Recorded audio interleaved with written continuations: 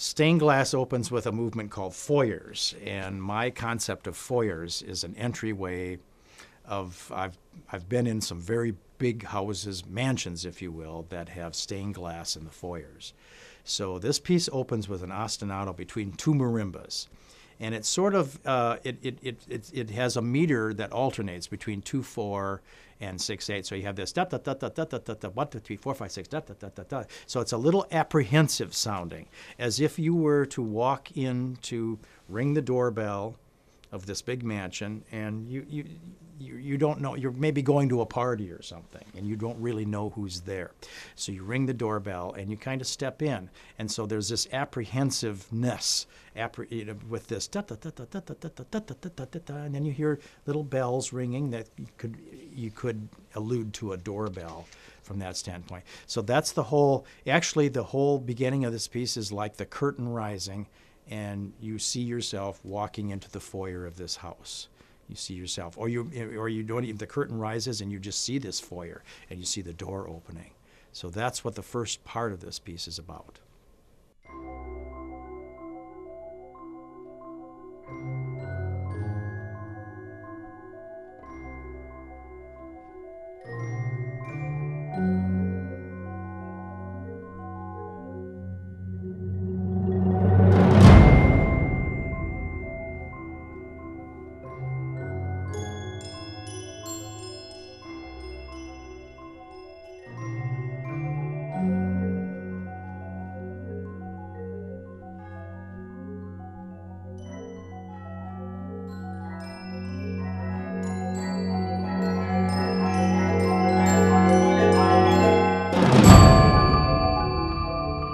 Now, after we have this entrance into the foyer, then my visualization is that somebody comes and greets you, and you'll hear a xylophone that enters, this da ba ba ba da da da da da da, and it's the character that enters into the story, opens the door and welcomes you.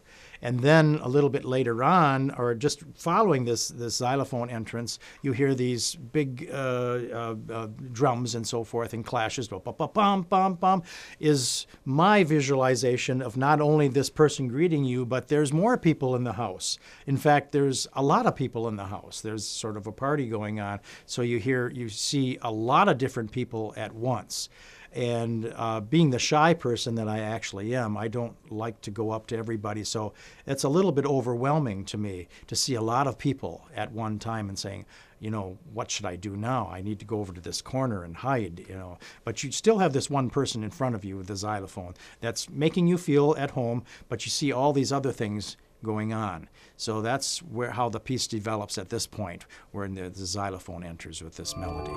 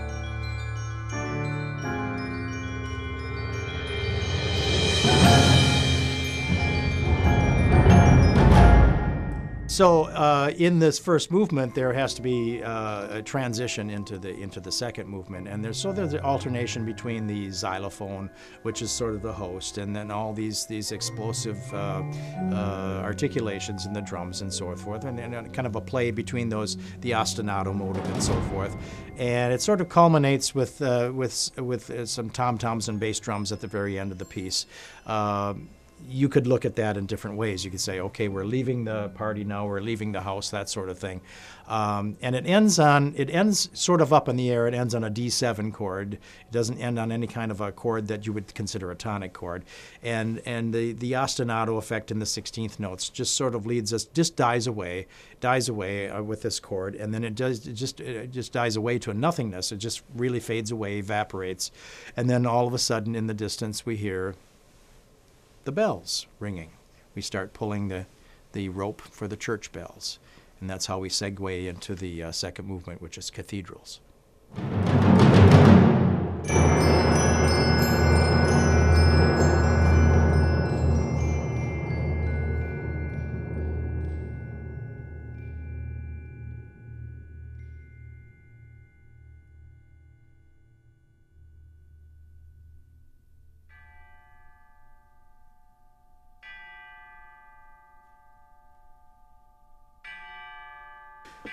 The whole story behind the second movement, Cathedrals, of course, the most obvious reference for stained glass for me is Cathedrals, and there's some magnificent stained glass in churches and cathedrals. So, and I grew up. I have a very strong church background, and I was an organist for many, many years. So I have all those images and all those sounds in my head.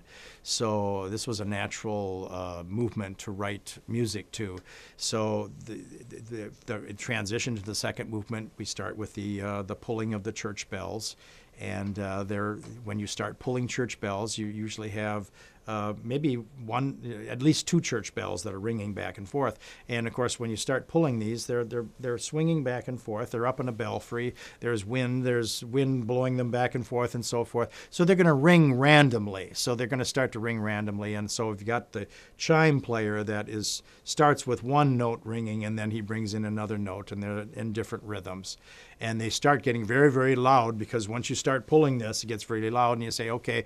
And the reason for the church bells are to bring people into the church. It's time for the church service. And so you start ringing them, and then when you're done, you just let go of the ropes. But, of course, they keep swinging, and they're going to keep swinging, and they're going to swing, and they're going to get their back and forth motion is going to diminish, and the bells are going to get more silent, and they're just going to fade away.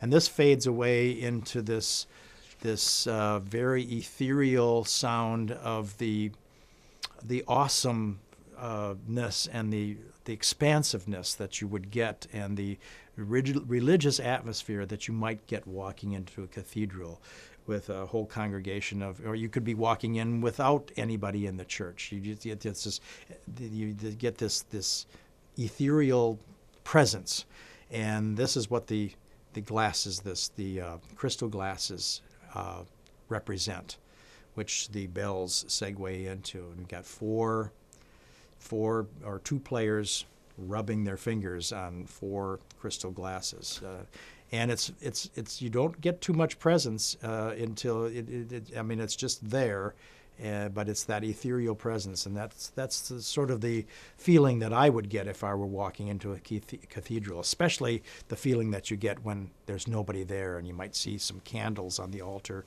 burning, and you just walk down the aisle, and you see all this stained glass on the side of you. It's just a kind of an ethereal experience.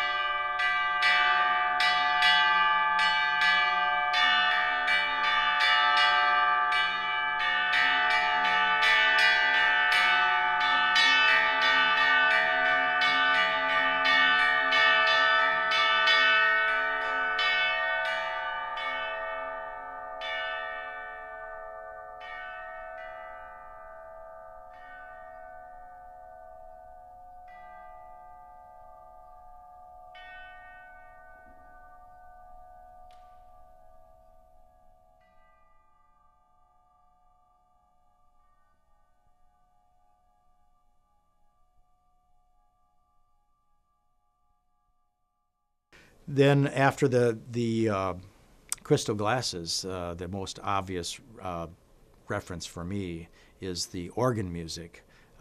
And I grew up playing all sorts of organs, but my best experiences were playing on pipe organs. So I've got the marimbas have a nice warm sound and very organ-like, very kind of a diapason sound, kind of a foundation organ sound, not the trumpets or woodwinds or anything or wind sounds, but just sort of the wood pipe sound.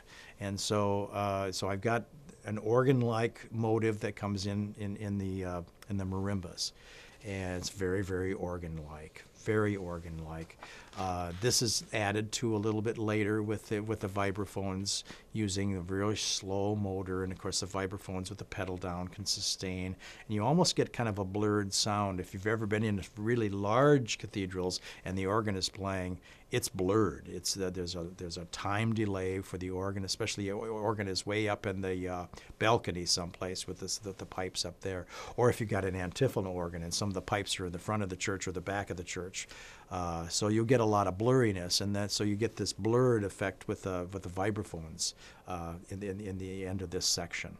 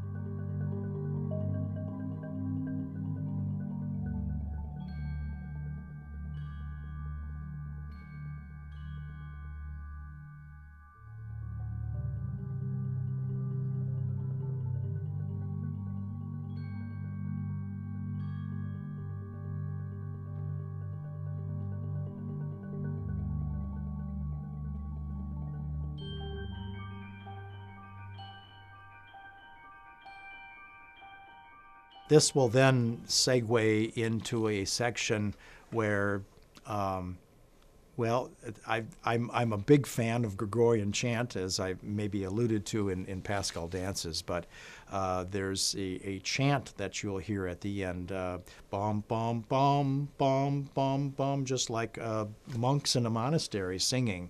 Or the chanting, or some kind of a response. Minister is quoting something from the Bible, and then there's a choral response to it. So you'll hear that toward the end of the piece, and then you'll hear this will segue into a piano ostinato. I think it's piano and one of the other keyboard instruments toward the end of the piece, and this just comes out of nothing, and it's just a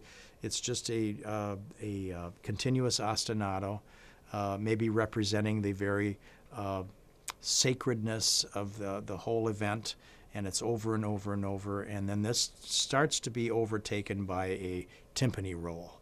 And this is the way I segue into the very last movement, Suncatchers. This timpani roll actually becomes a wash over the whole ensemble, and the ostinato in the piano it fades away, and it becomes enveloped in the timpani roll, and then that segues into Suncatchers.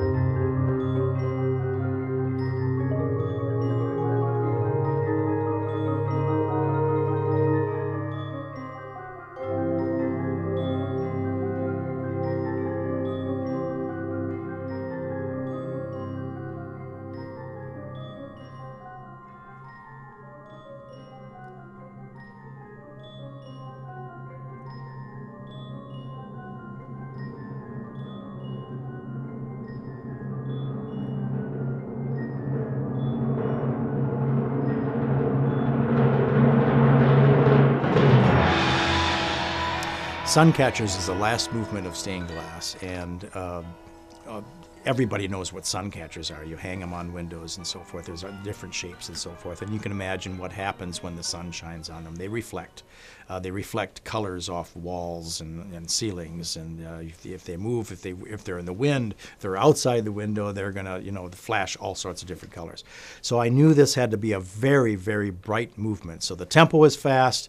There's lots of keyboard sound in it, and in particular, it starts. I don't know if it ends in E major without looking at the score, but it does start in E major. And E major, to me, whenever I play it on the piano, is the color yellow, and you can't get too much brighter than yellow as a color. So that's the yellow color, and then the very brightness of all these flashing colors is depicted by the xylophone coming in with this melody that is in the Lydian mode, and the Lydian mode is just about. In my mind's ear, it's about as bright as you can get. The major scale is very bright, but you add a raised fourth scale degree to the major scale, and you've got the Lydian mode. And so this just flashes out. And of course, the xylophone has this wonderful, bright, really, really bright color. It's got to be the only instrument that can carry this. You certainly couldn't have it with the bell or crotale because it would be blurred too much. Not that the colors of the stained glass suncatchers wouldn't blur somewhat, but it just has to be a bright color. And the xylophone was the natural instrument for that first theme in this movement.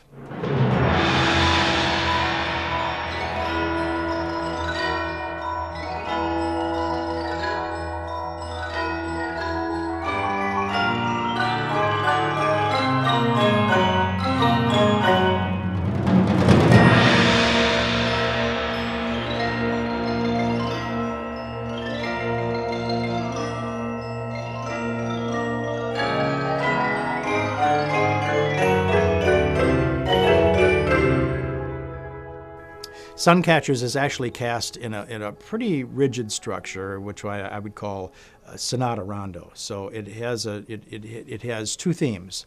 It has, like a sonata would have two themes, and the second theme is a very lyrical theme. Actually, when you hear it, it's this da-dee, da-da-dee-dee, while all this really flashy motor-driven 16th notes that you hear at the beginning of this piece, that is still driving the piece, but then you hear this slow, very, very lyrical theme.